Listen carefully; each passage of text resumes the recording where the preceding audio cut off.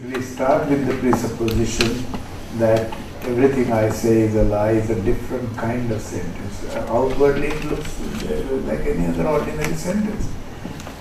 The approach of Bhartṛ-hari'sVākyapadīya is exactly to say, yes, it is an ordinary sentence. Which means you can see a paradox in practically every sentence. If you want to, you can create problems. And that's how most comedies are written. You see, most comedies, jokes are based on deliberate misunderstanding of linguistic use in many cases. So, if I say Ankura Jayate and you say, how can you say Ankura Jayate? Because ordinarily the agent or subject must be present, so Ankura must be present, sprout must be there, and to predicate Jayate of it would be contradictory or unnecessary. If you are arguing like that, then you are seeing problem with a sentence which is not very different from Sarvam Mithya Bravini. Now, for Sarvam Mithya Bravini, Russell tried one kind of solution, Quine has given another solution. I'm not saying they are wrong, but they show how they were concerned with particular English expressions, and to get rid of the problem they saw, they either advised changing the nature of natural language, saying be strict about the meanings of words or something like that, or they would replace words and so on. What the Sanskrit grammarians are saying is that's not necessary. If you say Sarvam Mithya Bravini and you have the thesis in your language, philosophy of language, that a sentence is an indivisible unit, word meanings get adjusted within a sentence, which is a very commonsensical experience, then Sarvam Mithya Bravini means everything except the sentence I am uttering. Okay, contextually, that's what Sarvam comes to mean.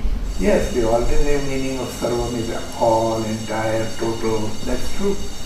But if the sentence is indivisible, if sentence meanings are determined by context, which is obviously true, every day we engage in that kind of situation.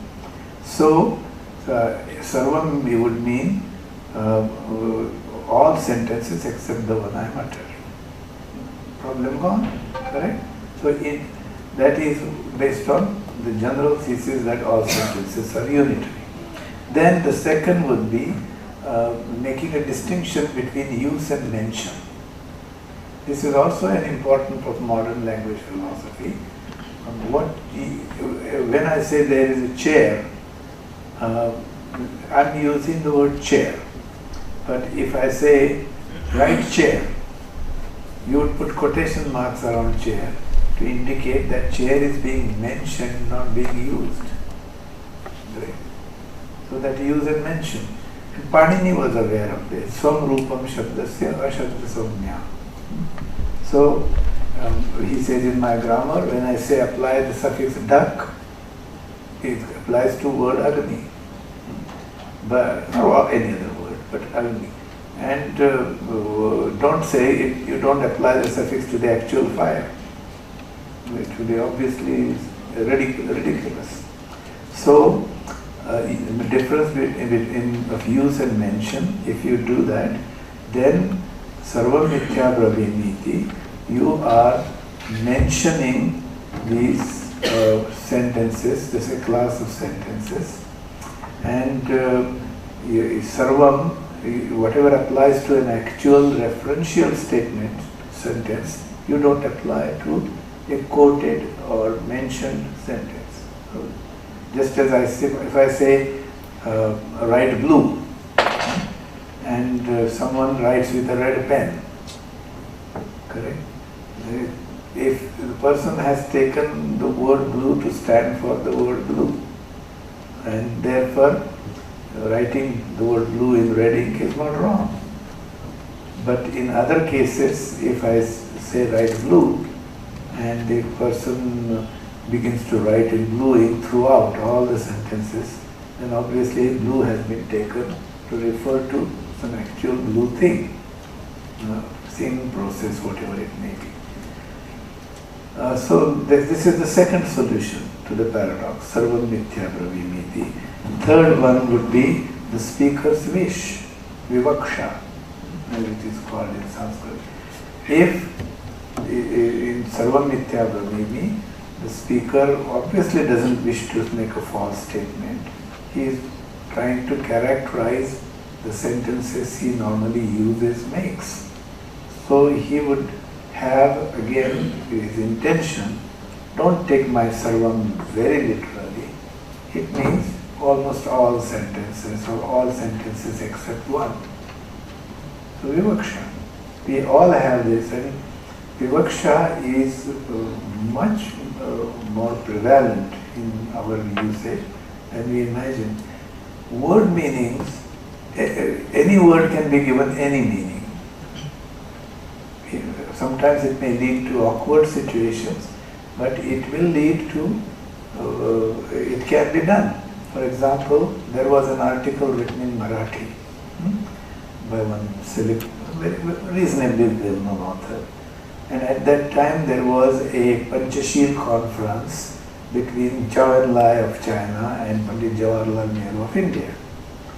And the name Bandung of this particular place, I believe it's in Indonesia, that was very commonly mentioned in the newspapers. So this author took the word Bandung because it sounded nice in Marathi, Bandung, Bandung. And so he used it in as many cases as he could in that article. I have a Bandung dog. Contextually you immediately understand, correct? Something special about that. I have a Bandung dog. The way he barks, you will never suspect that he's Bandung. You go on making sentences, and he meant 100 different sentences, and every time the word Bandung meant something else, but contextually you understand, you create a context. So vivaksha, is there.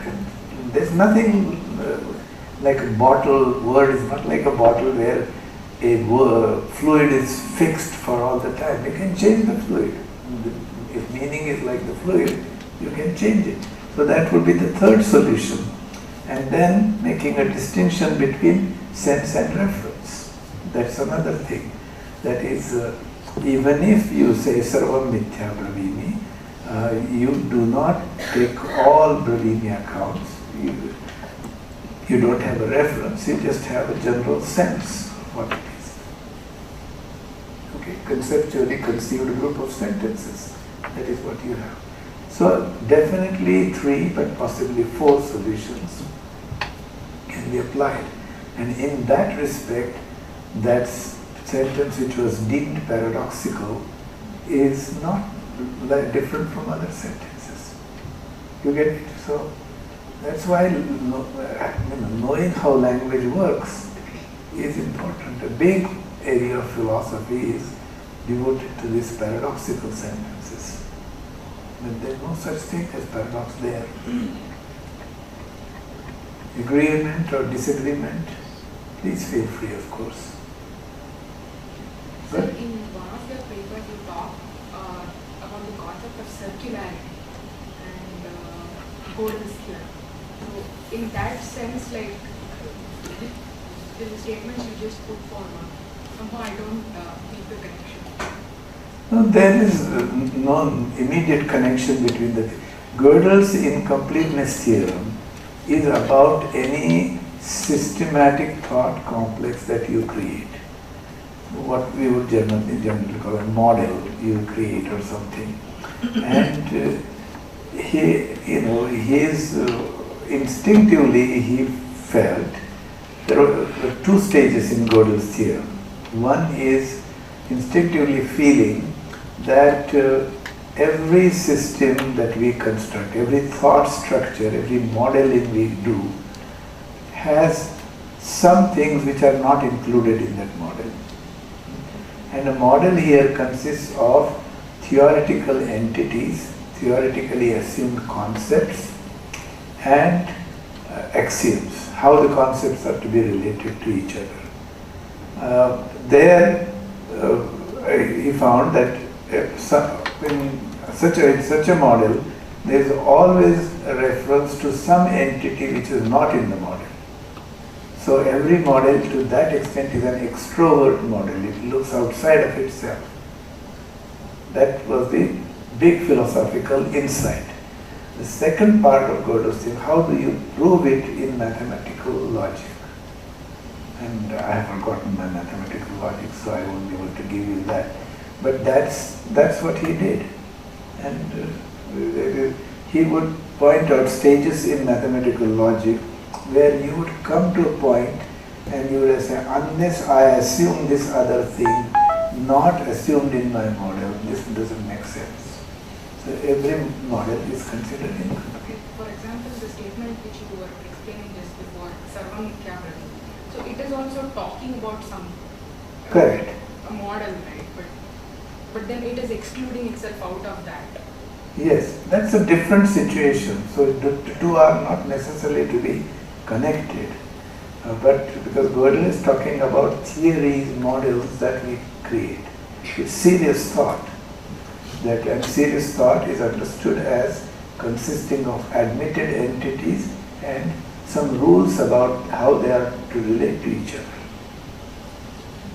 For example, you can have excluded middle as one of your laws. You can have that. You can have absence of repetition as a law. But all these will govern the ways in which these entities in the model are supposed to relate to each other. Okay. Yes.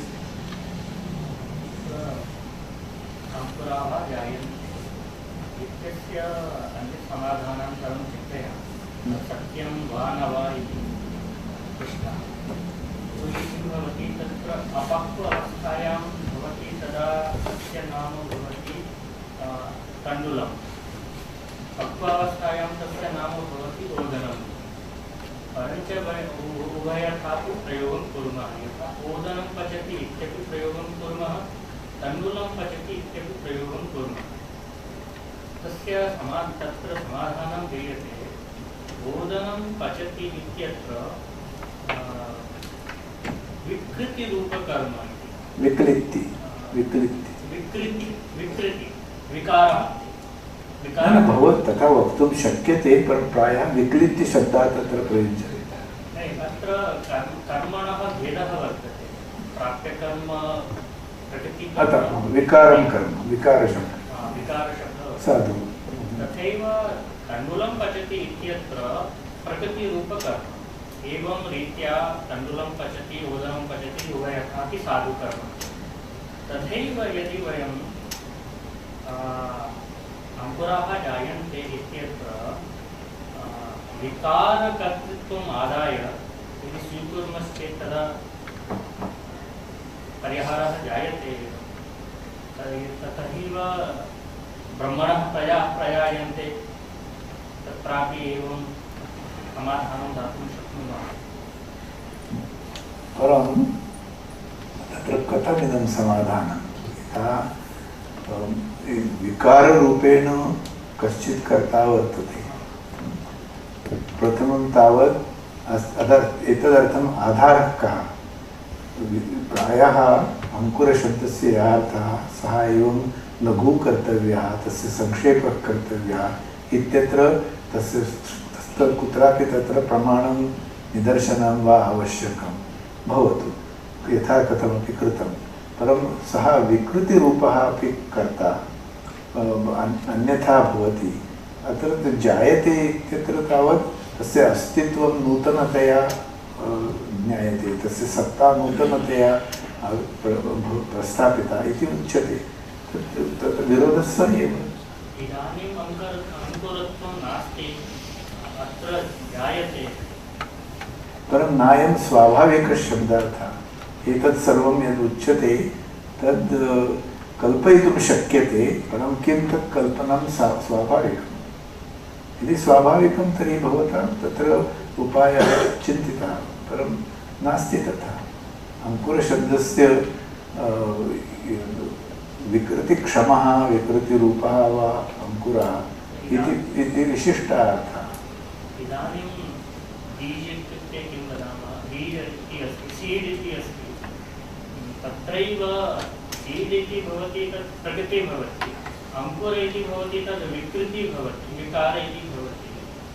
तत्र विकाररूपकर्तृत्वम् आदाय अंकुराः जायन्ते इति तत् कथं ज्ञातं भवता?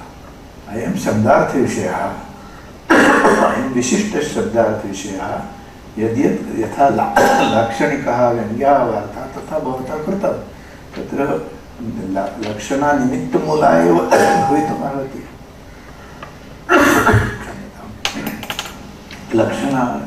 तत्र लक्षणाय किमपि बीजम् अपेक्षितं न वा?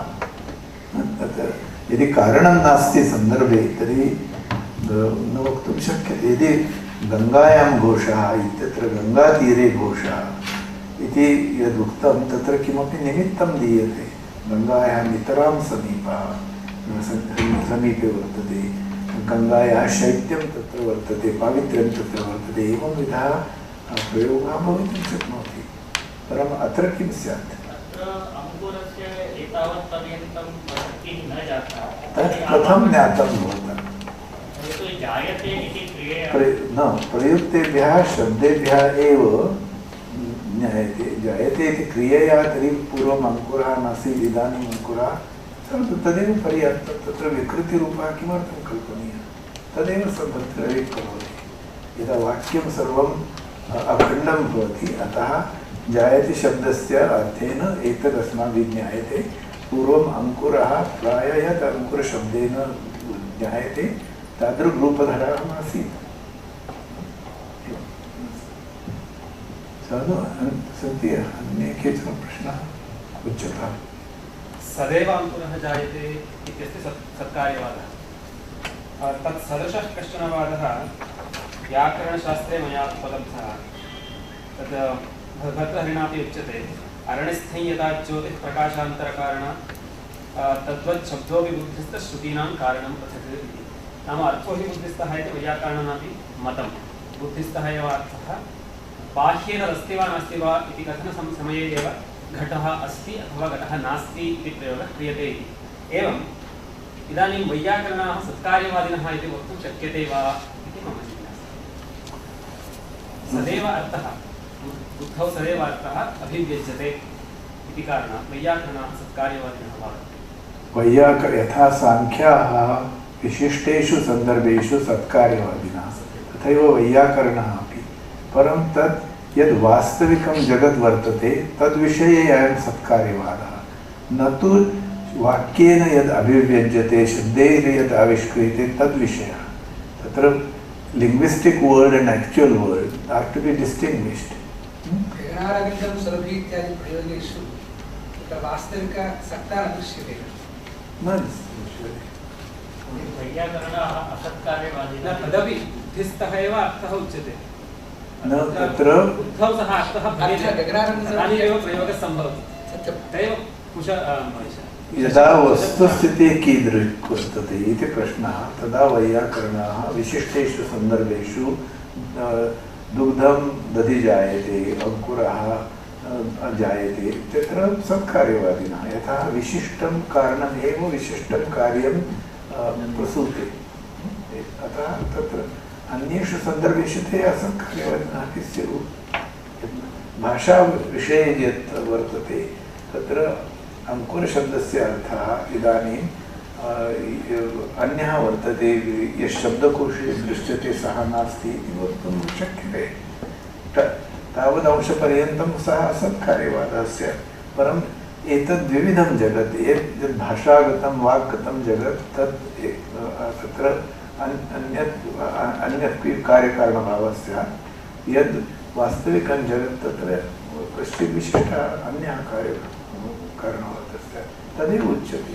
वैयाकरणाः सत्कार्यवादिनः अपि असत्कार्यवादिनः अपि। आग्रहो नास्ति। तत्र आग्रहः नास्ति, स्तरभेदोऽपि वर्तते। एकत्र भाषागतं तत् भाषागतसिद्धान्तः, अन्यत्र यद् वस्तुतः जगद् विद्यते वास्तवरूपेण तद्गतसिद्धान्तः न तत्र विरोधः यथा मया वक्तुं शक्यते आङ्ग्लभाषायाम् इदम् उदाहरणं दीयते अन्यत्र नास्ति कहते स्क्वेयर ट्रायंगल स्क्वेयर सर्कल यथा अस्माभिः वन्ध्यः पुत्रः इत्यादि उच्यते तदा अन्या तत्र कोटिर्विद्यते square triangle. As soon as you say this phrase, you know it's nonsensical. But you can say it.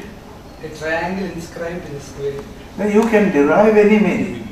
Later on, to acquire the contextually fit, because you want to be nice to the other person, you don't want to declare the speaker to be an idiot, then you can find a meaning and treat that person nicely. So, for example, in Chomskyan linguistics and generative semantics, etc., green ideas sleep furiously. Green ideas sleep furiously. Now the Nayayikas would say that's not a proper sentence. It doesn't have yogyata. It has a sannidhi, but it might have akanksha, but it doesn't. It's not clear. Because ideas don't sleep, but if you decide to take a slightly different meaning of each word, which you do in language, you say sleep furiously means lie dormant. Means they are not spoken, expressed again and again.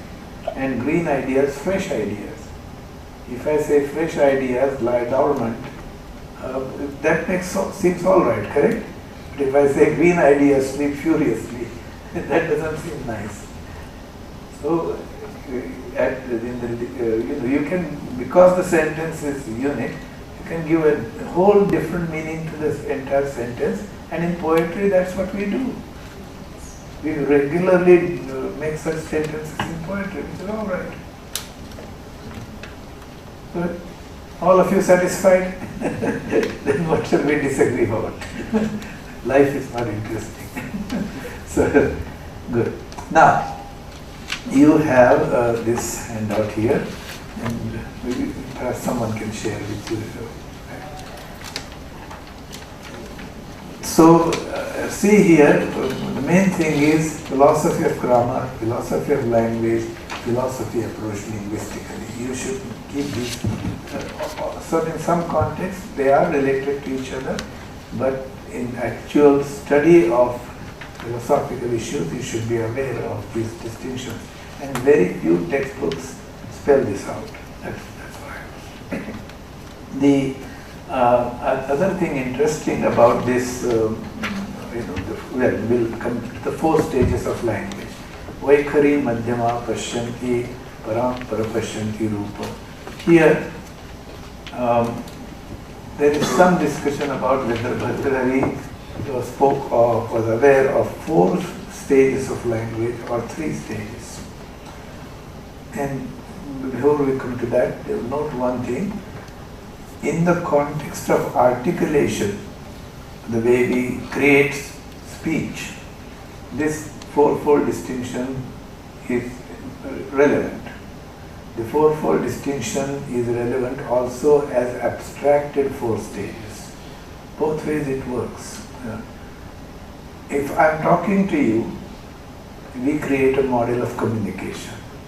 And you are talking to anyone.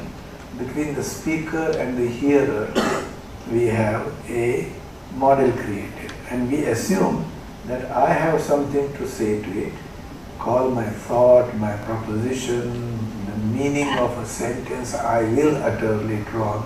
Whichever way you can describe it is fine. Then I actually formulate a sentence in the model.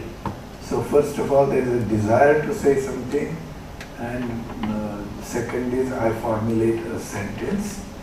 Then I actually utter that sentence. Then you hear it. You essentially proceed in the reverse direction. You decode the sounds I have uttered. Yet abstract is sort of a mental sentence out of it.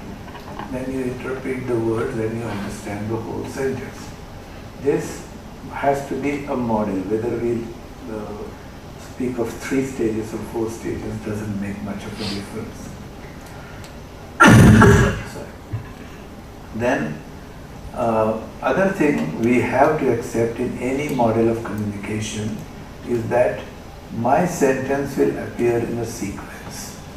If I make all the component sounds of a sentence at the same time, you will understand nothing. So the sounds have to appear in a sequence, in a krama. Krama is obviously unavoidable. And if my sounds appear in a krama, in a sequence, then as hearer, I have to think of you as someone who receives these sounds. They create an impression, samskara, on your mind. They connect possibly with the meanings of the words that you already know from other usages. And somehow what is expressed by all words, all sounds, except the minus last one, is somehow created, the meanings appear in your mind, and with the last sound, those meanings are collected into a whole, and you understand the meaning. This has to be the minimum necessary creation of the model. Now, seems all right, but the question is, how does the last thing especially happen? That is, there are words which are separate, which are appear in sequence, all right. But the samskaras of those words must be aroused. All of them must arise in this order in which the words occur. And some kind of unification of all those should take place at the time the last sound reaches your ears. Correct? Now, how is the unification of samskaras, cognitions that arise with all the words except the last one, all the sounds except the last one, with something which is in the form of sound? That is, meanings are created by sounds, but meanings are not sounds. And if the last sound is a sound still, and the rest are samskaras, meanings, this seems like an odd combination of one type of entities with another type of entities. Sounds which are, meanings which are mental are being combined with sound which is a physical thing. So that's where the model which creates a khanda model, the apprehension by sequence, collective recall at the end. So it's all commonsensical. We can accept it as a model to begin with, but does it really provide a logically satisfactory tight solution? And that's where Indian debates have gone for a long time. And the Naiyayikas and the Mīmāsakas were generally Khandavadins. They argued for the simple model that I have created. And the last strong defense of this model was given by Vākyapadīya Mishra in a separate text called Tattva-bindu. That's where he argued for that. A separate monograph he wrote, Tattva-bindu. In all other thinkers, especially in the grammar side, said this model is commonsensical, but it's not ultimately satisfactory. And that's where we began the last class. In this hour, that is, you said this is obvious, we hear in a particular sequence and we understand meaning and so on. Okay? So, the Akhanda Paksha says that really the meaning in some sense is already in our mind. And with each succeeding word, we are led to the intended or properly associated meaning. Each word arouses a particular samskara, And ultimately, revelation is the nature of the process. Abhivyakti. Sentence understanding is abhivyakti and not the creation of a new meaning. It seems a little bit improbable in the beginning, but there is no other satisfactory explanation as far as I can see. This is somewhat like saying in one dialogue, I think Phaedo is the Plato shows Socrates as defending the feeling that all knowledge is already there. And what the words do is simply evoke it, simply bring it to the surface. Now, this has a parallel at a high adhyatmika ground also. That is, we all have Brahman in us, we all have God in some sense in us. That is a great teaching of Hinduism, that we don't necessarily see God as out there outside of the creation. God is present in creation, including us as parts of that creation, and so we all are in some sense God. And what happens is, at some point, after proper physical, spiritual training, the obscuration that exists in our mind, avaranas, they are gradually removed, and we have the realization of ultimate oneness with the highest reality.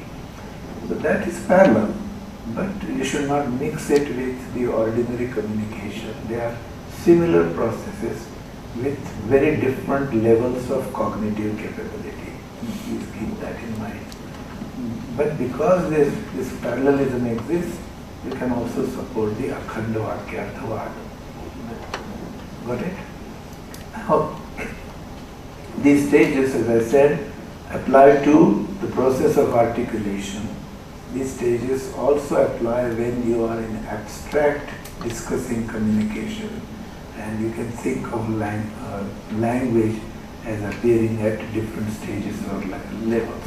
So, in English, for Vaikari, etc., you can use the word level as well as phase, avastha. Either way, it will be all right. It's a very powerful model. It's a very commonsensical model to a lot of extent.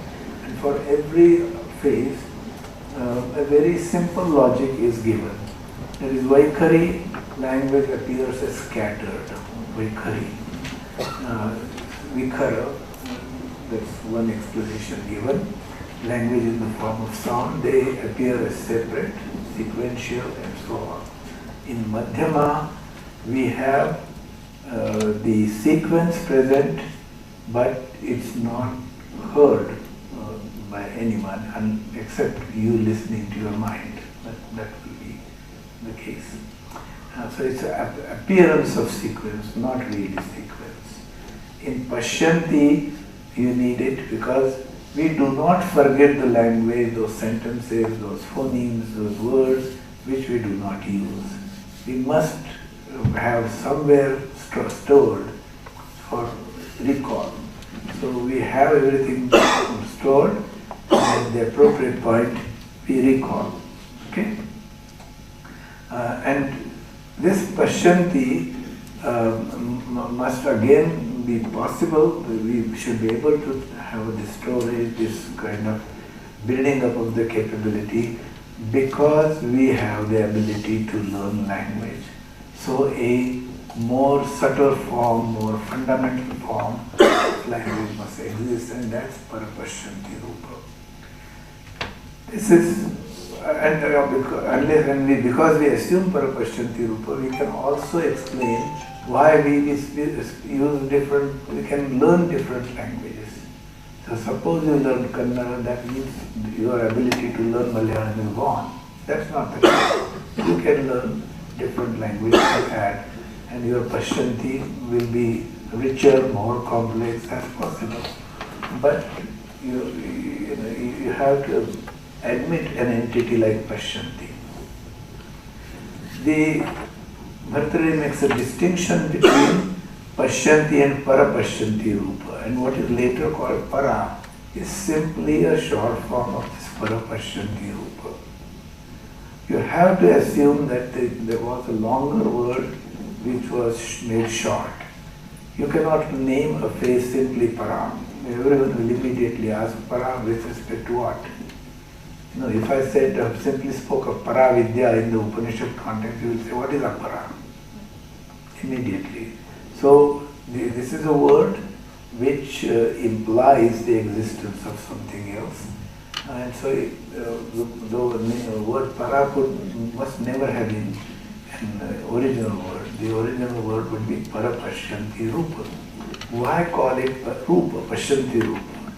Because the actual pashyanti and the language capability, the most fundamental form of language, are related to each other. And if we say they are not related, it will be like saying buddhi and atman are not related. You know, what kind of relation that may pose problems, and we have very subtle discussions in Vedanta, for example, of the Pratibimbavada and then Avachedakavada and so on. Similar differences of opinion may arise here, but we have to have a higher form of pashyanti in order to account for all things in our linguistic universe.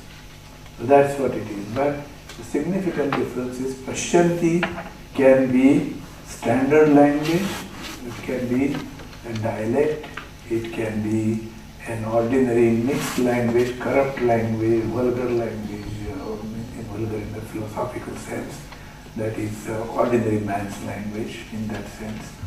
So you can have that. But parapashyanti rupa will be above these distinctions. It will be pure language capability. And therefore the vritti under that particular verse would say, parantu pashyanti rupam anapabhramsham asankirnam loka vyavaharatitam. Very beautiful description there. The higher pashyanti rupa is anapabhramsha. There is no apabhramsha in it. Instead of go, you do not have gavi there. Go potalika or any such thing. That Patanjali gives as examples of apashabdas or apabhramshas. So you have that thing, anapabhramsham, asankirnam, it's not mixed up. And loka vyavaharatitam, it becomes instrumentally in your speech faculty, but it itself cannot be subjected to speech. You cannot describe it. You can only theoretically assume it. Okay? So it's four such things available. Then some students of Bhartṛ-hari have said Bhartṛ-hari was aware of only first 3 stages. And they say because in the later Karika he says Vaikharya Madhyamayascha Pashyan, in fact in this very Karika, Vaikharya Madhyamayascha Pashyantyascha Etadadbhutam Aneka Tirtha Vedaya Straya Vachat Param Padam. Now this argument is wrong because that Karika is about grammar. This is Vyakarana is Parampadam, a high station, a high abode of threefold language. Now, if the understanding of Parapashyanti Rupa or Para is that it's not subject to grammar, it's not subject to any kind of description, it's the abstract, most pure language capability, then naturally you would not refer to it in the Karika. That describes the range of grammar, the field of operation of grammar, and that consists of Vaikari, Madhyama and Pashyanti.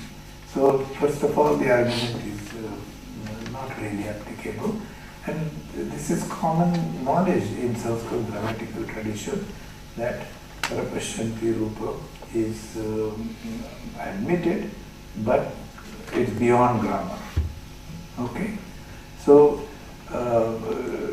Bhartṛ-hari is aware of this, and there's a lot of positive evidence also. In certain other contexts, he speaks of antasanniveshan shabda tattva or vak tattva, the vak tattva that is stationed within us. He also speaks of para prakriti at a later time, in the Dravya Samudesha, for example. And that those sentences can make sense only if para as a language form is admitted by him, is accepted by him. So it would be creating false history if to say that there were only first three and then fourth. It's not reading the text properly in my view. Oh, good. In the next one, I refer to in ontology. I will briefly cover this. The rest we have. I referred earlier to a perennial problem of philosophy: substance, quality, substance, actions, substance, everything we predicate about substance, and see how much awareness of this is shown. That is, generally in Western philosophy, substance and property, substance and quality, those discussions take place. But two substances coming together, two substances separating. So Sanyoga Vibhaga is also relevant in discussing, in determining what substance actually is. Similarly, actions, the substance, Devadatta, Dhavati, Devadatta, Pashyati, all those actions, are they related to Devadattahood, to the essential form of Devadatta? Can we say Devadatta substance, it comes to be associated with these qualities of actions, or the qualities are only superficially attributed to Devadatta, or when the qualities are associated with Devadatta, they are not separate from Devadatta, they are just one, although we speak of it as different. All these questions arise. But what a range of this philosophical problems has been seen here. And it's a collection of things. Does it mean a new thing has arisen? If we have 100 ghatas, does it mean a new called Shataghata, that kind of thinking, that kind of entity has arisen? There, the discussion of language with what we actually perceive comes into play. And the grammarians, like other Indian philosophers, would not go to the extreme of saying that no, there is a separate entity, Shataghata, over and above all the 100 ghatas that are there. No new entity is created, although linguistic usage may have a different name, but every name does not mean actual appearance of an entity corresponding to that name. So perception comes before linguistic use in theoretical description, but we may not be able to say that perception with that particular name comes before the linguistic unit. So you see this tussle between what is actually seen by senses, experienced by senses, and what we verbalize is recognized by grammarians also. And although they assign primacy to language, assign primacy as affecting our picture of the world, they would not go to the extreme of saying that sense experience never comes first. Linguistic, the concept comes first, and then there is sense experience. That they don't say. We may be unable to decide which comes first, which comes later, but we have to give primacy to actual perception. And where does language get its upper hand? Sadapi vastrupam Vākyapadīya anupragrahitam asadeva. If the thing may exist, but if it has not been subjected to linguistic usage, it has not become the object of language, it's as good as non-existence. So, how about Brahman? The ultimate reality. Vacha vaktum na shakyate, but there vacha vaktum na shakyate has a specific sense. Every description you attach to Brahman will give rise to wrong implication. if you say assert Brahman is one, then immediately philosophically they'll say, did it have a chance to be two? So, such questions you can ask. In that sense, you cannot predicate about it. You can verbalize, but you cannot make a strong, logically sound claim about it. That's the meaning there. Okay, so and similarly numbers, everything. So the substance and all these seemingly external things. And Bhartṛ-hari's explanation is, why not think of the thing, substance, as a rather elastic model, that is, one which can get related to these other notions, other concepts in different ways. So every time a different Shakti is activated, and that Shakti gives us, conveys numbers to us, conveys the configurations, different configurations and so on. So the physical thing may not be actually captured exactly, but we have activations of different capabilities of the same or of language to impose these qualities, properties, etc. on the thing. Either solution would be all right.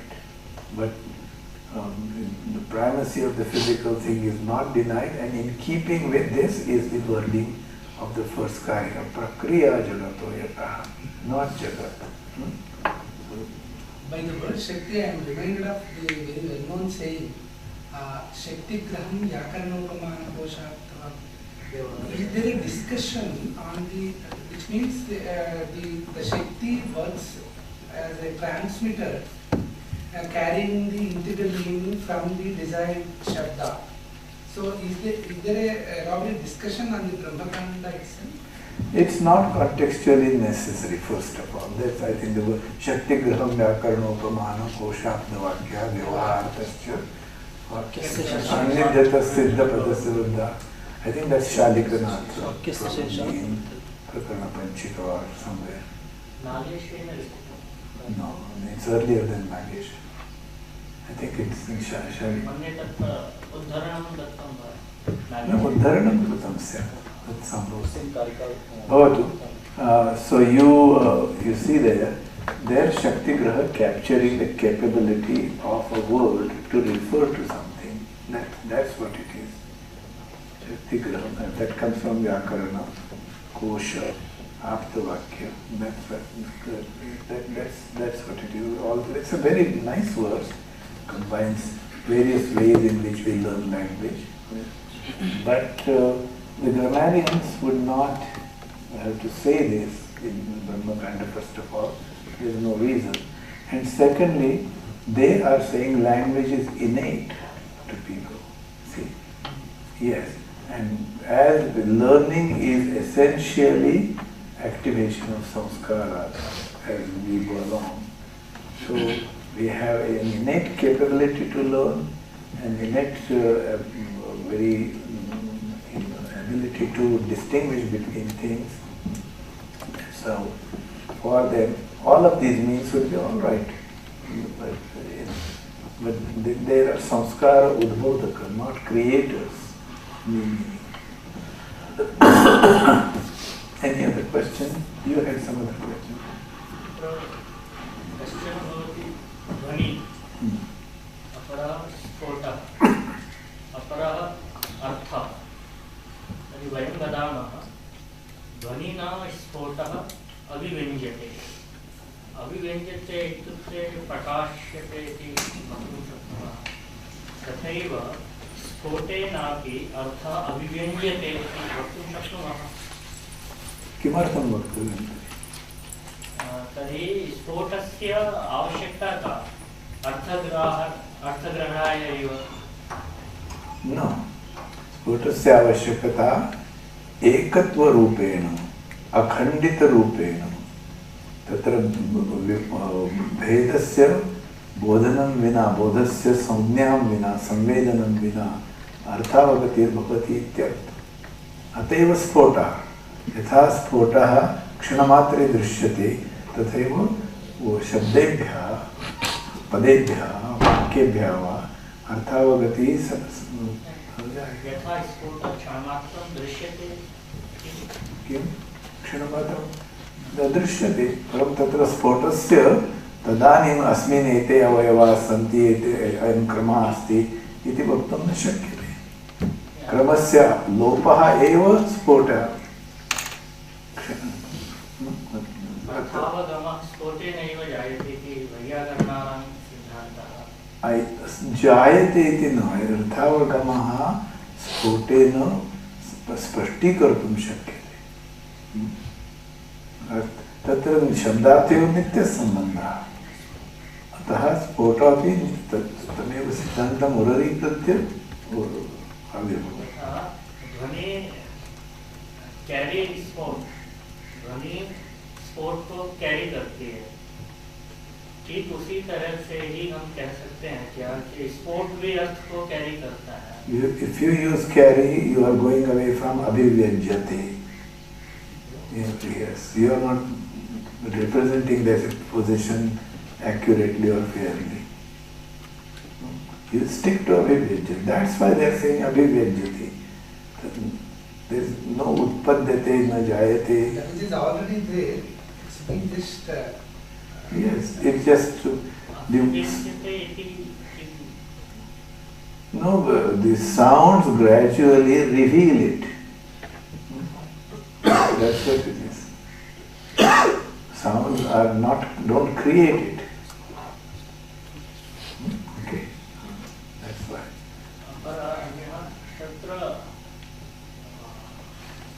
वर्णस्फोटः पदस्फोटः तर्हि पार्थक्यं पृथक्ता तत्र वर्णस्फोटः इत्यत्र यदि एकवर्णं पदं तर्हि पदस्फोटः एव न तु वर्णस्फोटः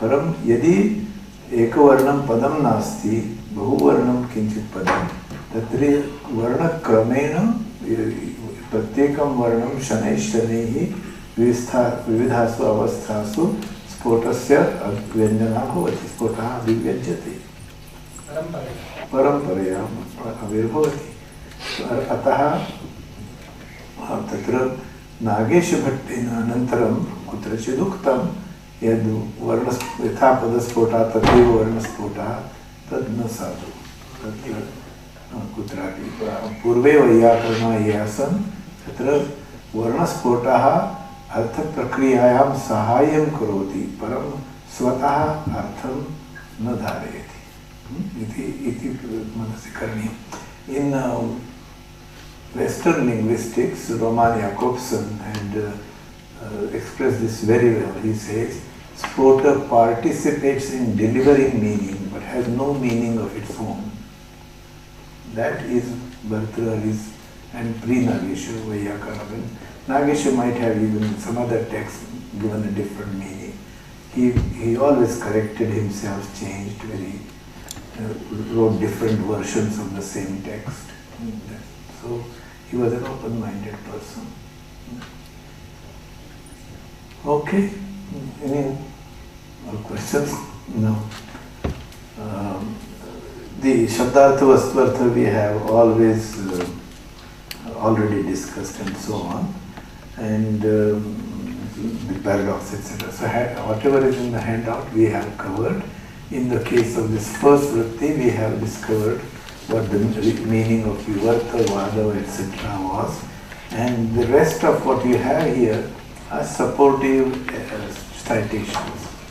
So you can imagine some words we have lost, unfortunately, and these karikas are in diction, in similar things. They are similar to either Vadi's Sangraha or something that Bhartṛ's teacher Vasuratha composed. That is, the Karika verses at the end of the second Kanda speak of the Guru as making the Agama many-sided. So, Gurunasmam, Bahushakhatvam Gita. That's what you find there. So, Vasuratha obviously must have composed something, and that's that. शब्दतत्त्वं यदक्षरं अक्षरम् इत्युक्ते वर्णपर्यायो वा अथवा इति क्षरः न क्षरः इति अक्षरः इत्यादिकं वा? द्वितीय। तर्हि एवं तत्र वसुरातेनापि कोऽपि ग्रन्थः प्रणीतः इति भाति, यथा मल्लवादी नाम जैनस्तार्किकः, जैनमतानुयायी, what is this work is called द्वादशनयचक्र, तत्र वसुरातमतम् उल्लिखितं, भर्तृमतम् उल्लिखितं, उभयोः कश्चित् मतभेदः आसीत्, सोऽपि तेन निर्दिष्टः। अतः वसुरातस्यपि कोऽपि ग्रन्थः स्यात्, एते श्लोकाः तेभ्यः ग्रन्थेभ्यः उद्धृतः इति सम्भवति। यत् अस्माभिः अधुना प्रतिपादितं तदेव अत्र वर्तते, अतः तस्य तत्र पठनम् आवश्यकं नास्ति। एताः ये श्लोकाः वर्तन्ते ते भूतदेशीयभाषारूपेणापि उपलभ्यन्ते। यस्य परिकल्पनाम् आभासे अत्र अन्ते तथा हि उक्तं, तेन उक्तं तत् यस्सर्वपरिकल्पनाम् आभासेऽप्यनवस्थितः तर्कानुगमानुमानेन बहुधा परिकल्पितः। तत्र एते श्लोकाः अत्र सन्ति। दिङ्नागस्य प्रमाणसमुच्चयस्य याः टीकाः तत्रापि केचन श्लोकाः इति उद्धृताः सन्ति। अत्र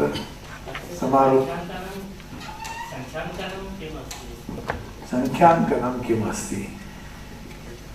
As I was preparing this edition, I have places where the text is incomplete, word is cut off in the manuscript, and if I have to restore that word, I need a Shabda Suchi. Now, if the text is being written from the manuscripts and I also have to do a word index, what do I do? So this is my solution. I count the padas. So if I mention 132 or something, that means in the first kanda under Karika 1, this is word 32. So I'm not dependent on the page numbers. That's what it is. At the most, what will happen if I change the text, this 32 may become 33 or 31. But I will still be fairly close. मध्ये द्वादशाङ्कनं वर्तते, ततः परं शून्याङ्कनम् इति अस्ति। शून्यं यत्र मया पाठः परिवर्तितः, हस्तलेखे यः पाठः दृश्यते तस्मात् यदि भिन्नः पाठः अङ्गीकृतः तर्हि वाचकं तत्र सावधानो भव महाशय, एतत् तावत् हस्तलेखात् किञ्चित् भिन्नम्, अतः तत् वर्तुलं दर्शितं तत्र।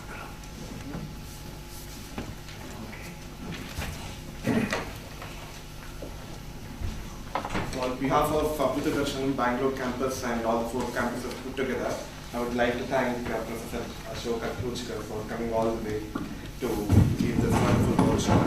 I request Brahmachari Prashant to felicitate Professor Aklujkar. Just a small token. We'll certainly try to have a longer workshop by Professor Aklujkar depending on his availability.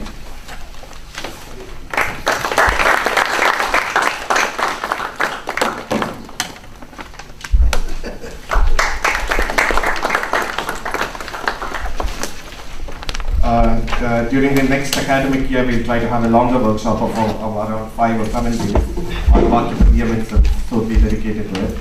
I would also like to thank the Facilities Department of Vākyapadīya Bangalore and ICTS and the staff who have been helping us throughout the day, and also the people who arranged for food, and also my colleagues Manjushri Hegde and Anant Sharma, and also Prashantji for this encouragement and constant support, and to you all for coming.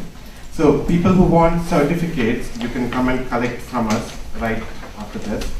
And also please, we have another interesting event coming up in January.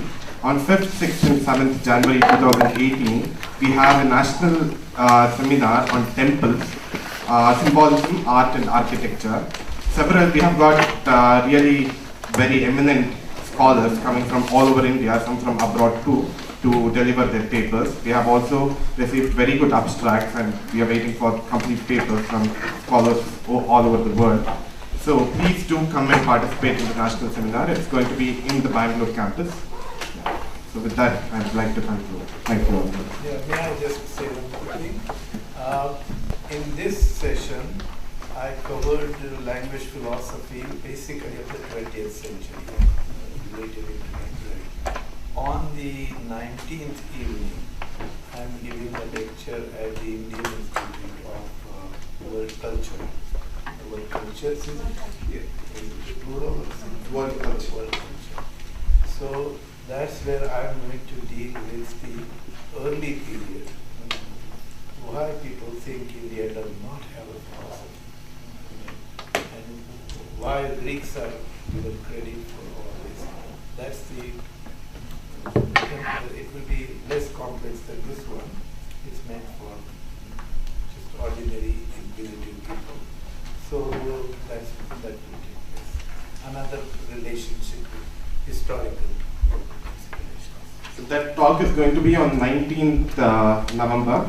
That is Sunday in the evening at the Indian Institute of World Culture, BP Vadia Road, near Basmangudi, Bangalore.